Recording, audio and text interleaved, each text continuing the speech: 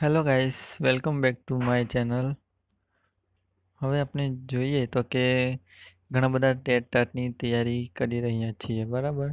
પણ લેટેસ્ટ થોડા સમય પહેલાંની ન્યૂઝ કોઈએ બધાએ જોઈ હશે તો ખ્યાલ આવશે કે જે ટેટ ટાટની એક્ઝામ લેવાની હતી ડિસેમ્બરમાં, એવું વિચારી રહ્યા હતા બધા. પણ એ ભાઈ જે જાહેરાત થાય એના પરથી એવું લાગી રહ્યું છે કે પહેલાં ભરતી થઈ જશે અને કદાચ એના પછી 2022માં ટેટ ટાટની એક્ઝામ લેવાશે. પણ હવે આપણી પાસે કોઈ ઓપ્શન છે નહીં, આપણે તૈયારી ચાલુ રાખવી પડશે. આપણે વાત કરતા હતા કે ટેટ ટાટ માટે વાંચવાનું શું શું છે, તો એમાં આપણે બીએડમાં જે 2 વર્ષનો અભ્યાસક્રમ હતો એમાં મેથડ સિવાય બી ઘણા સબ્જેક્ટ આવતા હતા અને એમાંથી બી ઘણું બધું પૂછાતું હોય છે, બરાબર.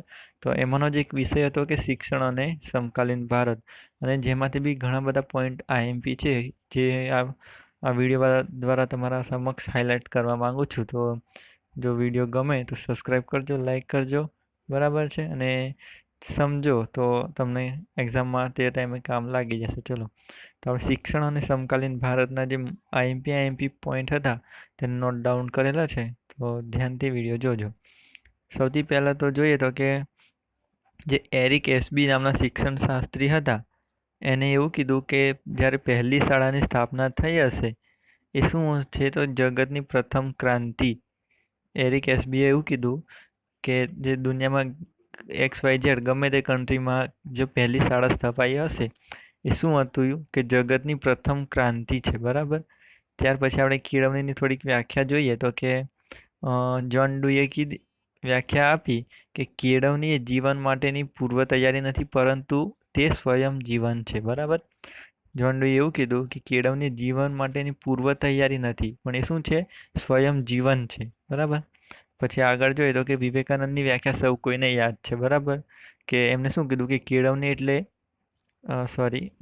ઉપરની રહી ગઈ છે. ઓકે, જોઈએ તો કે પહેલા શંકરાચાર્યની વ્યાખ્યા જોઈએ તો કે શંકરાચાર્ય વ્યાખ્યા આપી કે કેળવણી એટલે સ્વનો સાક્ષાત્કાર, બરાબર. શંકરાચાર્ય શું કીધું કે કેળવણી એટલે સ્વનો સાક્ષાત્કાર. ઓપ્શનમાં આપણને સીધું જ આપી દે કે કેળવણી એટલે સ્વનો સાક્ષાત્કાર. આ વાક્ય કોની છે? ઓપ્શનમાં હોય શંકરાચાર્ય, વિવેકાનંદ, ગાંધીજી, કે પછી કોઈ બીજો વૈજ્ઞાનિકનું નામ હોય તો આપણે યાદ રાખીશું કે કેળવણી એટલે સ્વનો સાક્ષાત્કાર. આવું કોને કીધું? શંકરાચાર્ય. ત્યારબાદ જોઈએ કે વિવેકાનંદે કઈ વ્યાખ્યા આપી હતી, તો એમને કીધું કે માનવીની સંપૂર્ણ વ્યક્તિમત્તાનું પ્રગટીકરણ એટલે કે કેળવણી, બરાબર. એવું કોને કીધું? વિવેકાનંદે. એમને એવું કીધું કે માનવીની સંપૂર્ણ વ્યક્તિમત્તાનું પ્રગટીકરણ એટલે કે કેળવણી. આ વ્યાખ્યા છે વિવેકાનંદની. હવે આ જ વ્યાખ્યા જો આપણને અંગ્રેજીમાં આપી દીધી હોય તો આપણે વધારે કન્ફ્યુઝ થઈ જઈએ, બરાબર. જે અહીંયા મેં હાઇલાઇટ કરી છે આ બી તમારે વાંચી લેવી, બરાબર. જેથી તમને એક્ઝામ ટાઈમે કદાચ અંગ્રેજીમાં મૂકી દીધી હોય તો આપણે કન્ફ્યુઝ થઈ જાય કે આ વ્યાખ્યા કોને આપી છે, બરાબર. એમાં એવું કહે છે કે education is the manifestation of divine perfection already existing in man, બરાબર. એટલે કે માનવીની સંપૂર્ણ વ્યક્તિમત્તાનું પ્રગટીકરણ એટલે કેળવણી. ચલો, હવે આપણે આગળ જોઈશું તો મહાત્મા ગાંધીએ વ્યાખ્યા આપી હતી એ જોઈએ. તો મહાત્મા ગાંધી એટલે શું, એમને કીધું હતું કે કેળવણી એટલે બાળક અને માણસના શરીર, મન અને આત્માના ઉત્તમાંશોનું આવિષ્કરણ, બરાબર. આ વ્યાખ્યા ગાંધીજીએ આપેલી છે અને એનું અંગ્રેજીમાં ટ્રાન્સલેશન બી આપેલું છે. તમને લાગતું હોય કે આ જરૂરી છે તો તમે અંદરથી વાંચી શકો છો. ગાંધીજીએ એવું કીધું કે કેળવણી એટલે બાળક અને માણસના શરીર, મન અને આત્માના ઉત્તમાંશોનું આવિષ્કરણ. ચલો, પછી આવે છે આપણા રાધાકૃષ્ણન, બરાબર. એમને વ્યાખ્યા આપી કે કેળવણી એટલે માનવ અને સમાજનું નવનિર્માણ. આ વ્યાખ્યા અગત્યની છે, બરાબર. પૂછાઈ શકે કે કેળવણી એટલે માનવ અને સમાજનું નવનિર્માણ. આવી વ્યાખ્યા કોને આપી? તો આપણો જવાબ હોવો જોઈએ કે રાધાકૃષ્ણન, બરાબર. Education should be man making and society making, બરાબર. અંગ્રેજીમાં સિમ્પલ થાય છે, આપણે યાદ રાખી શકીએ, બરાબર. કેળવણી એટલે માનવ અને સમાજનું નવનિર્માણ. પછી આવે છે રવિન્દ્રનાથ ટાગોર. એની બી વ્યાખ્યા અગત્યની છે. આ જે મહાન ચરિત્રો થઈ ગયા એમને જે વ્યાખ્યા આપી છે એ યાદ રાખવી ખૂબ જ જરૂરી છે, બરાબર. તો રવિન્દ્રનાથ ટાગોરે એવી વ્યાખ્યા આપી કે કેળવણી એટલે સત્યની સનાતન ખોજ, સત્યની અભિવ્યક્તિ અને સત્યની સ્વીકૃતિ. એવું કીધું રવિન્દ્રનાથ ટાગોરે. જો અંદર સત્ય શબ્દ બીજી કોઈ વ્યાખ્યામાં આવતો નથી. રવિન્દ્રનાથ ટાગોરે જ એવું કીધું કે કેળવણી એટલે સત્યની સનાતન ખોજ, સત્યની અભિવ્યક્તિ અને સત્યની સ્વીકૃતિ. એવું રવિન્દ્રનાથ ટાગોરે કીધું, બરાબર. આ વ્યાખ્યા યાદ રાખવી ઈઝી રહેશે. પછી આવે છે આપણે જોઈએ તો કે સ્વાધ્યાય પરિવારના સ્થાપક પાંડુરંગ શાસ્ત્રીજીએ કઈ વ્યાખ્યા આપી તો એમને કીધું કે કેળવણી એટલે માનવમાં રહેલા ઉત્તમ અંશોને બહાર કાઢવા. એવું કોને કીધું? પાંડુરંગ શાસ્ત્રીજી. બરાબર. જે આગળ આપણે વ્યાખ્યા આવી ગઈ એવી જ છે જે મહાત્મા ગાંધીએ આપી છે. કેળવણી એટલે માનસ બાળક અને માણસના શરીર, મન અને આત્માના ઉત્તમ અંશોનું આવિષ્કરણ. એના જેવી જ થોડી ઘણી છે કે કેળવણી એટલે માનવમાં રહેલા ઉત્તમ અંશોને બહાર કાઢવા. એવું કોને કીધું? કે પાંડુરંગ શાસ્ત્રીજી આઠવલે. બરાબર. સ્વાધ્યાય પરિવારના જે સ્થાપક છે એમને કીધું. હવે આપણે આગળ જોઈએ તો કે સૌથી પહેલા જોઈએ તો કે યુનેસ્કો શું છે, એનું ફૂલ ફોર્મ શું છે?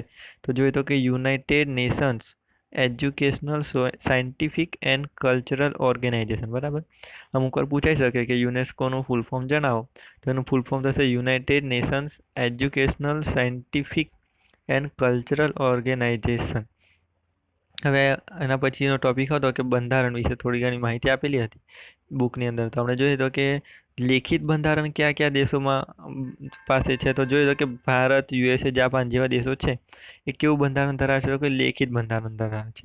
જ્યારે અલેખિત બંધારણ જોઈએ તો કે બ્રિટન છે, પછી ન્યુઝીલેન્ડ છે, ઇઝરાયલ, ત્યાં એ દેશોમાં કેવું બંધારણ છે? અલેખિત બંધારણ છે. બરાબર. હવે આપણે આગળ જોઈશું તો એક વ્યાખ્યા આપી છે કે આપનું સમગ્ર જીવન જેમ એક પ્રયોગ છે તેમ બંધારણને પણ એક પ્રયોગ જ ગણી શકાય. બરાબર. પૂછી શકે. બરાબર. આ બુકમાં જ આપેલી છે. એવું કોને કીધું? ડબલ્યુ હોમે કીધું કે આપણું સમગ્ર જીવન જેમ એક પ્રયોગ છે તેમ બંધારણને પણ એક પ્રયોગ જ ગણી શકાય. જ્યારે બંધારણની બીજી વ્યાખ્યા ઓસ્ટીને આપી છે અને ઓસ્ટીને એવું કીધું કે રાજ્યની સાર્વભૌમ સત્તા નિર્ધારિત કરતા સિદ્ધાંતો એટલે બંધારણ. બરાબર. એવું ઓસ્ટીને કીધું. હવે આપણે આગળ જોઈશું તો કે જ્યારે 1948માં જ્યારે એનું બંધારણની રચવાની શરૂઆત થઈ અને પછી 1950માં અમલમાં આવ્યું તે ટાઈમે શરૂઆતમાં જોઈએ તો એમાં કુલ 22 ભાગ હતા. બરાબર. 22 ભાગની અંદર 395 અનુચ્છેદ હતા અને 8 પરિશિષ્ટ આવેલા હતા. અને પછી જેમ જેમ સુધારા વધારા થતા ગયા તેમ જોઈએ તો કે હાલ જેટલા ભાગો છે એમાં 3 ભાગ વધી ગયા, એટલે 22 ભાગ થઈ ગયા છે. અને અનુચ્છેદો એટલે કે કલમો 468 થઈ ગઈ અને પરિશિષ્ટ 12 છે. બરાબર. અમુક વાર પૂછાઈ જતું હોય કે મૂળ બંધારણમાં કેટલા ભાગ આવેલા છે કે પછી મૂળ બંધારણમાં કેટલા અનુચ્છેદ આપેલા છે. ને એવું બી પૂછાય કે હાલમાં કેટલા અનુચ્છેદ છે. તો આપણે આ બાબત ધ્યાન રાખીશું. બરાબર. હવે આપણે જોઈએ તો કે અમેરિકા જે છે, બરાબર, અમેરિકાની અંદર આપણે જોઈએ તો કે 7 જ અનુચ્છેદ છે. બરાબર. જ્યારે કેનેડામાં 147 અનુચ્છેદ છે, ઓસ્ટ્રેલિયામાં 128, દક્ષિણ આફ્રિકામાં 253 કલમો એટલે કે અનુચ્છેદો આવેલી છે. હવે આ ક્વેશ્ચન એક અગત્યનો થશે. બરાબર.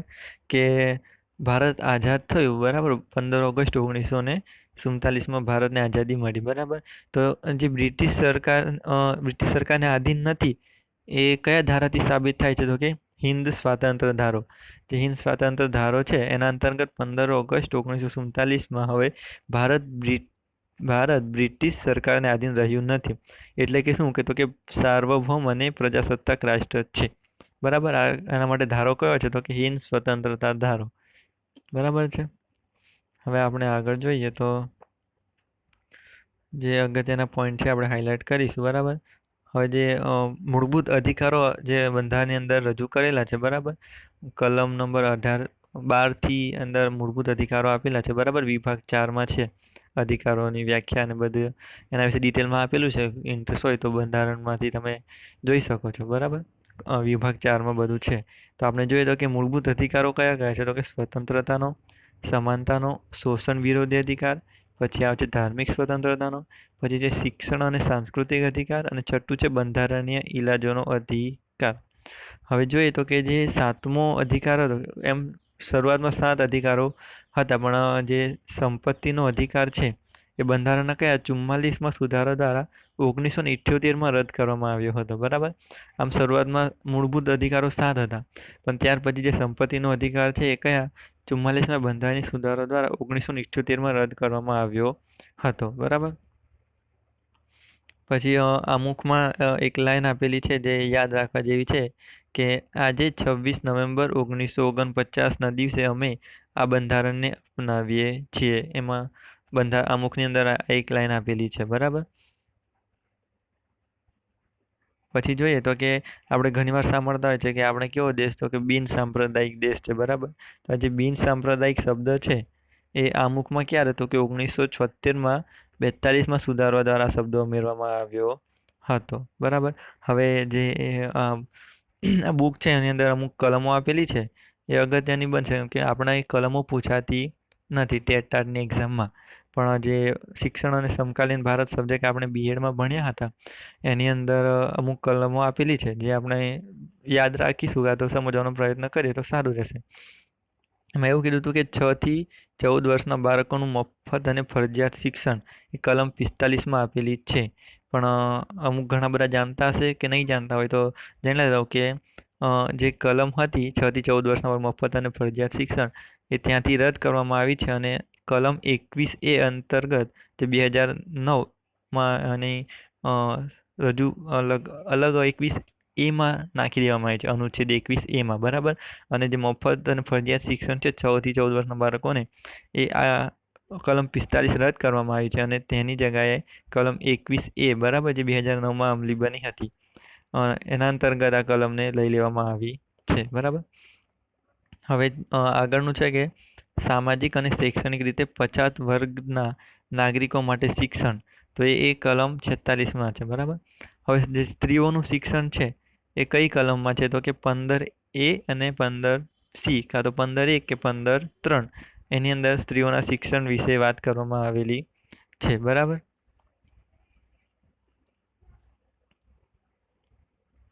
હવે આપણે જોઈએ આગળ નેક્સ્ટ તો કે શૈક્ષણિક સંસ્થાઓ ધાર્મિક શિક્ષણ અને ધાર્મિક પૂજા અર્ચનાની જોગવાઈ, બરાબર. એની જોગવાઈ કઈ કલમમાં છે તો કે કલમ 25 અને 28. એની અંદર ધાર્મિક શિક્ષણ અને ધાર્મિક પૂજા અર્ચનાની જોગવાઈ કરવામાં આવેલી છે. એમાં એવું કહેવામાં આવેલું છે કે કોઈ પણ સંસ્થા હોય કે તો કોઈ એવી સંસ્થા હોય કે પોતાના ધર્મના પ્રચાર પ્રસાર માટે જ સ્થાપેલી હોય તો સરકાર કે કોઈ બહેનો અટકાવી શકતી નથી કે તમે ધર્મનો પ્રચાર પ્રસાર કેમ કરો છો, એવું જ આમાં કહેવામાં આવ્યું છે. અને બીજું કે પોતાના ધર્મના આપણે વિકાસ માટે એ લોકો કોઈ બી પ્રચાર પ્રસાર કરી શકે છે, બરાબર. એની છૂટછાટ આપવામાં આવી છે. પછી આવે છે કે શૈક્ષણિક સંસ્થાની સ્થાપના અને વહીવટ કરવાનો લઘુમતીઓનો અધિકાર, એ કલમ 29-30માં આપવામાં આવેલું છે. એમાં કલમ 29-30માં એવું કહેવામાં આવ્યું છે કે કોઈ પણ વ્યક્તિ કે વ્યક્તિના સમૂહ ભેગા મળીને શું કરી શકે છે કે શૈક્ષણિક સંસ્થાની સ્થાપના કરી શકે છે, તેનો વહીવટ કરી શકે છે, બરાબર. એવું કલમ 29 અને 30માં કહેવામાં આવ્યું છે. પછી જે કલમ 350A એમાં એવું કહેવાય કે માતૃભાષા દ્વારા શિક્ષણની પ્રાથમિક કક્ષાએ સુવિધા, બરાબર. આ કલમ એટલી બધી અગત્યની નથી.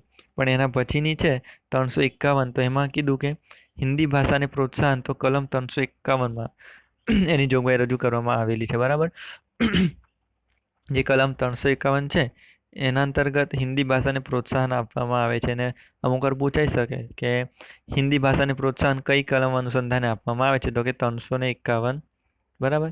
હવે આપણે આગળ જોઈએ તો કે કોઠારી કમિશન, એટલે કોઠારી કમિશન જે આવ્યું હતું અને એમને રજૂ કર્યું હતું ત્રિભાષા સૂત્ર, બરાબર. 1964માં કોઠારી કમિશન ત્રિભાષા સૂત્ર આપ્યું હતું અને એમાંથી અમુક હાઇલાઇટેડ મુદ્દા જોઈએ તો કે ભારતીય શિક્ષણ પંચ 1982, એટલે કે એ હતું હન્ટર કમિશન હતું, બરાબર. અને એના પછી જોઈએ તો કે 1956માં કેન્દ્રીય શિક્ષણ સલાહકાર બોર્ડ, એટલે કે the central advisory board of education, એમને શું કર્યું ત્રિભાષા સૂત્રની ભલામણ કરી અને પછી અમલમાં ક્યારે આવ્યું તો કે 1961માં અમલમાં આવ્યું હતું. 1956માં કેન્દ્રીય શિક્ષણ સલાહકાર બોર્ડે શું કર્યું તો કે ત્રિભાષા સૂત્રની ભલામણ કરીને 1961માં અમલમાં આવ્યું હતું, બરાબર. કોઠારી કમિશનના અમુક આ પ્રશ્નો છે એ યાદ રાખવા જેવા છે. હવે પછી આપણે જોઈએ તો કે જે રાષ્ટ્રીય શિક્ષણ નીતિ હતી 1986, જોઈએ તો કે રાજીવ ગાંધીના સમયગાળામાં આવી હતી રાષ્ટ્રીય શિક્ષણ નીતિ 1986. એની અંદર જોઈએ તો કે એનું માળખું કેવું હતું તો નોર્મલી એનું માળખું હતું 10+2+3, એટલે કે 1 થી 10 ધોરણ પ્લસ 11-12 અને પ્લસ 3 વર્ષની કોલેજ, એ રીતે રાષ્ટ્રીય શિક્ષણ નીતિનું માળખું 1986નું માળખું હતું. પછી ત્યારબાદ જોઈએ તો કે રાષ્ટ્રીય શિક્ષણ નીતિ 1986 એ તત્સમયની અને ભાવિ પડકારોને પહોંચી વળવાની જરૂરિયાતમાંથી આવિષ્કૃત થયેલી હતી. એનો મતલબ કે તે તાત્કાલિન જે આનો તે સમયગાળો હતો ત્યારની અને ભવિષ્યમાં જે પડકારો ઊભી થવાની છે એને પહોંચી વળવા માટેની જે જરૂરિયાત હતી એમાંથી આવિષ્કૃત થયેલી હતી, બરાબર. પછી આ અમુક મુદ્દા અગત્યના નથી, વાંચવું હોય તો વાંચી શકો છો. ને પછી આપણે આગળ જોઈએ તો કે ત્યાર પછી એક વાત આવે છે કે ઓપરેશન બ્લેકબોર્ડ, બરાબર. આ ઓપરેશન બ્લેકબોર્ડ ખૂબ અગત્યનું છે. અને ઓપરેશન બ્લેકબોર્ડનો હેતુ શું હતો? તો કે જે પ્રાથમિક શાળામાં જરૂરી એવી ઓછામાં ઓછી પ્રાથમિક સુવિધાઓ પૂરી પાડવાનો, બરાબર. હવે પ્રાથમિક સુવિધાઓ કઈ કઈ થાય શાળાની અંદર? તો કે ચોક, ડસ્ટર, બ્લેકબોર્ડ છે, પછી ચાર્ટ છે, બધું જે સાધનો, સાધન સામગ્રી, પછી રમતગમતના સાધનો એ કોના અંતર્ગત પૂરા પાડવામાં આવે? તો આપણે જવાબ હોવો જોઈએ કે ઓપરેશન બ્લેકબોર્ડના અંતર્ગત, બરાબર. જે ઓપરેશન બ્લેકબોર્ડ છે એના અંતર્ગત આ બધી સુવિધાઓ શાળાને મળતી હોય છે. હવે અમુક અમુક કોઈ ઘણીવાર શબ્દો સાંભળ્યા હશે કે ડાયટ એટલે કે DIET અને DPEP, બરાબર. આ બે શબ્દો સાંભળ્યા છે. અમુક વાર શોર્ટ ફોર્મ પૂછાઈ જતું હોય તો કે ડાયટનું શોર્ટ ફોર્મ શું થશે? તો કે જિલ્લા શિક્ષણ અને તાલીમ ભવન, એ ડાયટનું ફૂલ ફોર્મ થશે. જ્યારે DPEPનું ફૂલ ફોર્મ જોઈએ તો કે જિલ્લા પ્રાથમિક શિક્ષણ કાર્યક્રમ, બરાબર. ત્યાર પછીનો હાઇલાઇટેડ પોઈન્ટ જોઈએ તો કે નવોદય વિદ્યાલય. હવે નવોદય વિદ્યાલયમાંથી અમુક પ્રશ્નો પૂછાઈ શકે છે, બરાબર. તો કે જે ગ્રામ્ય વિસ્તારના બાળકો છે એના માટે 75% આરક્ષિત સીટો રાખવામાં આવેલી છે, બરાબર. નવોદય વિદ્યાલયમાં જોઈએ તો કે 75% વિદ્યાર્થી ગામડાના લેવામાં આવે છે. અને એમાં બી જોઈએ તો કે અનુસૂચિત જાતિના 15%, જ્યારે અનુસૂચિત જનજાતિના 7.5 લોકોને વિદ્યાર્થીઓને લેવામાં આવતા હોય છે, બરાબર. હવે જોઈએ તો કે આ વિચાર મૂળભૂત ક્યાંનો છે?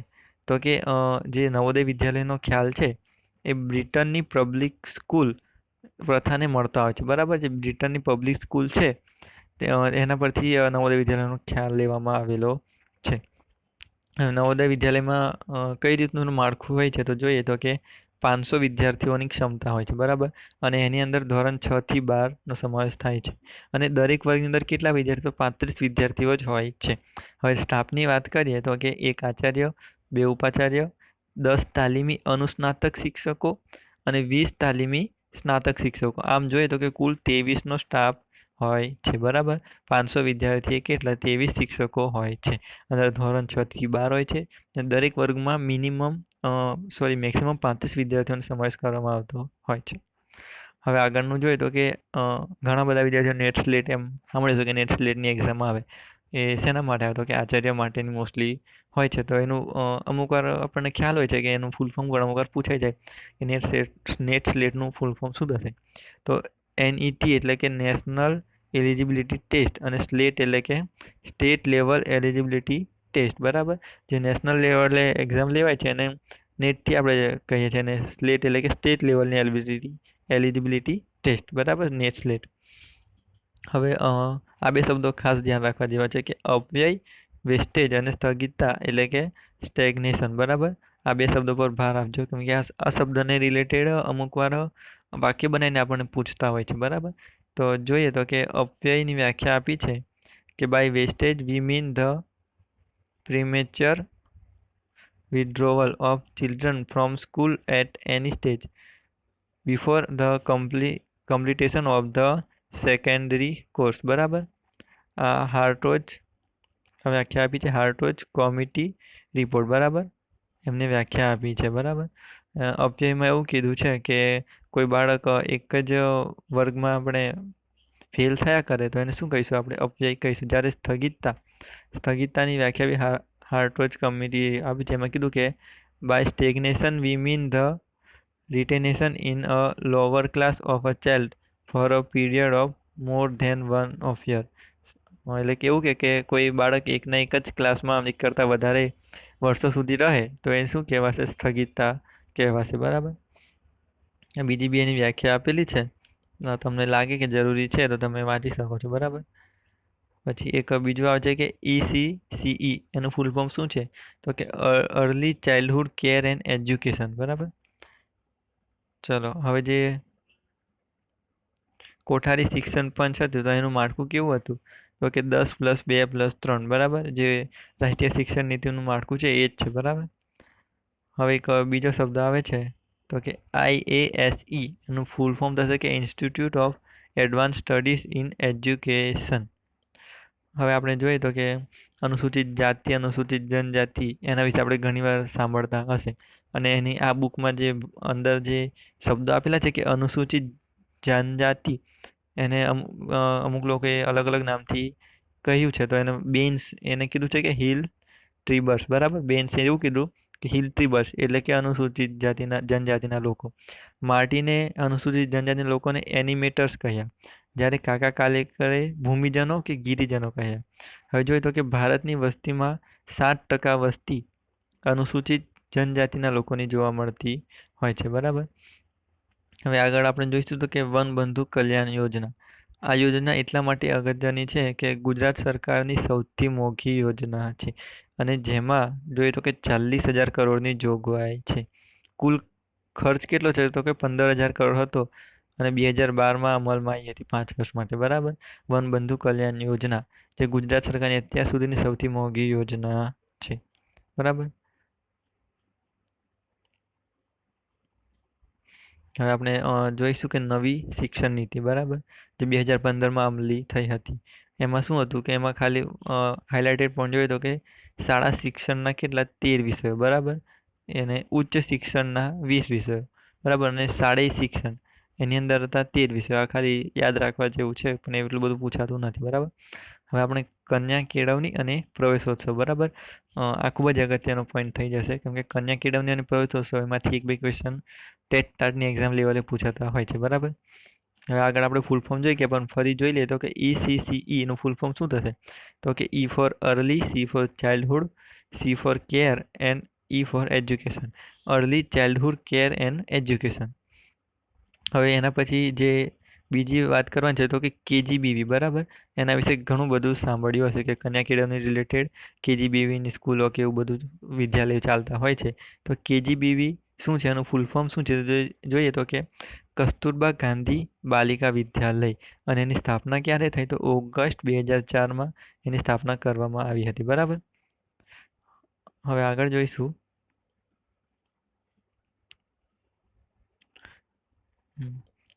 આવે છે કે NPEGEL એ શું છે તો કે national programme for education of girls elementary level, બરાબર.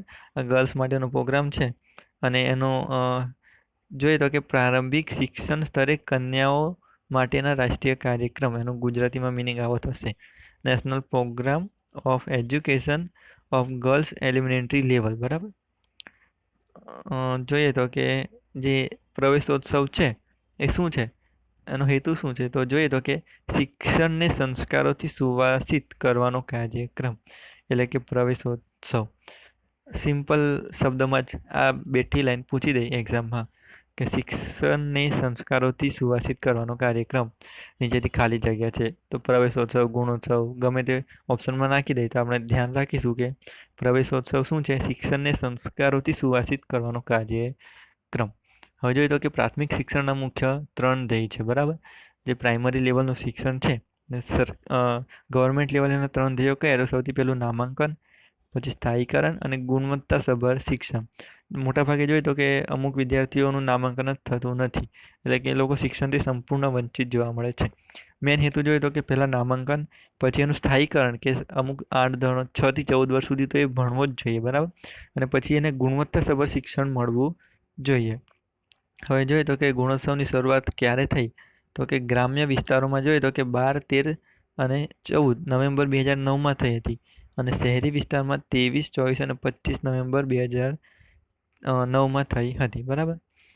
હવે જોઈએ તો કે જે નોબેલ પ્રાઇઝ વિજેતા છે પ્રોફેસર અમર્ત્ય સેન, એમને એવું કીધું કે પ્રાથમિક શિક્ષણની સદ્ધરતા વિના સમાજની કરોડરજ્જુ સ્થિર ન રહે, રાષ્ટ્ર ક્યારેય પ્રગતિ ન કરી શકે, બરાબર. એમને એવું કીધું કે જો બાળકો પ્રાઇમરી લેવલે જ કાચા રહી જશે તો સમાજ કે રાષ્ટ્ર પ્રગતિ કરી શકશે નહીં. એટલે એવું કીધું કે પ્રાથમિક શિક્ષણની સદ્ધરતા વિના સમાજની કરોડરજ્જુ સ્થિર જ ન રહે, બરાબર. રાષ્ટ્ર ક્યારેય પ્રગતિ કરી શકતો નથી. હવે એના પછી જોઈએ તો કે નેક્સ્ટ ટોપિક છે મધ્યાહન ભોજનના અમુક પોઈન્ટ હાઇલાઇટેડ છે. તો જોઈએ તો કે મધ્યાહન ભોજન યોજના સૌપ્રથમ અમલી ક્યારે બની તો કે 1925માં, અને મદ્રાસ કોર્પોરેશને શરૂઆત કરી હતી. અને હવે નેક્સ્ટ જોઈએ તો કે સામાજિક અને રાષ્ટ્રીય એકતાના સંદેશ સાથે ભારતમાં સૌપ્રથમ 1982માં તમિલનાડુમાં શરૂ થયું. યોજનાની શરૂઆત 1925માં મદ્રાસ કોર્પોરેશને કરી હતી, પણ સામાજિક અને રાષ્ટ્રીય એકતાનો સંદેશ, બરાબર, કે બધા જ વિદ્યાર્થીઓ જોઈએ તો કે કોઈ એક જ ધર્મ કે કાસ્ટના હોતા નથી, બરાબર. અલગ અલગ ધર્મ, અલગ અલગ રહેણી કણીમાંથી આવતા હોય ને બધા એક જ પાથરણે જમવા બેસે.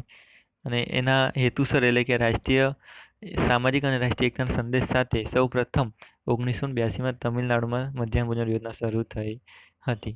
બરાબર. હવે જોઈએ તો કે ગુજરાતમાં ક્યારે શરૂ થઈ, તો કે 19મી નવેમ્બર 1984થી ગુજરાતમાં મધ્યાહન ભોજન યોજનાની શરૂઆત થઈ. અને આખા ભારતભરમાં જોઈએ તો કે 15 ઓગસ્ટ 1995. પછી જોઈએ તો કે સર્વવ્યાપી ક્યારે બની, તો કે સર્વ શિક્ષા અભિયાન અંતર્ગત એટલે કે SSA ને વેગ આપવા માટે 2004થી સર્વવ્યાપી આ યોજનાને કરવામાં આવી છે. હવે જે સર્વ શિક્ષા અભિયાન છે, આપણે ત્યાં તાત્કાલિક હાઇલાઇટ થવું જોઈએ કે SSA સર્વ શિક્ષા અભિયાન એની શરૂઆત ક્યારથી થઈ, તો કે 2001થી. અને એનું સ્લોગન જોઈએ તો કે LGP એટલે કે લર્નિંગ ગેરંટી પ્રોગ્રામ. બરાબર. હવે RMSA એનું મતલબ શું થશે, તો જોઈએ કે રાષ્ટ્રીય માધ્યમિક શિક્ષા અભિયાન. બરાબર. RMSA એનો મતલબ થાય છે કે રાષ્ટ્રીય માધ્યમિક શિક્ષા અભિયાન. બરાબર. આટલા જો હાઇલાઇટેડ પોઈન્ટ હતા. બરાબર. હવે આમાં જ એક પોઈન્ટ આવે છે કે 9-10 સ્ટેન્ડર્ડના એટલે કે ધોરણના વિદ્યાર્થીઓની સંખ્યામાં વધારો એ હેતુ છે. બરાબર. જે 14થી 18 વર્ષના વિદ્યાર્થીઓ છે એના માટે કઈ કોઈ યોજના જેવું જોઈએ તો કે RMSA એના અંતર્ગત રાષ્ટ્રીય માધ્યમિક શિક્ષા અભિયાન અંતર્ગત 9થી 9-10 ધોરણના વિદ્યાર્થીઓની સંખ્યામાં વધારો થાય એ આ RMSA નો હેતુ છે. જ્યારે જોઈએ તો કે RUSA. બરાબર. RUSA એના માટે તો કે રાષ્ટ્રીય ઉચ્ચતર શિક્ષણ અભિયાન. બરાબર. જે 2013માં અમલી થયું, એટલે કે 11-12માં વિદ્યાર્થીઓનો વધારો થાય એનું કામગીરી કોણ દેખે છે, તો કે RUSA એટલે કે રાષ્ટ્રીય ઉચ્ચતર શિક્ષણ અભિયાન. બરાબર.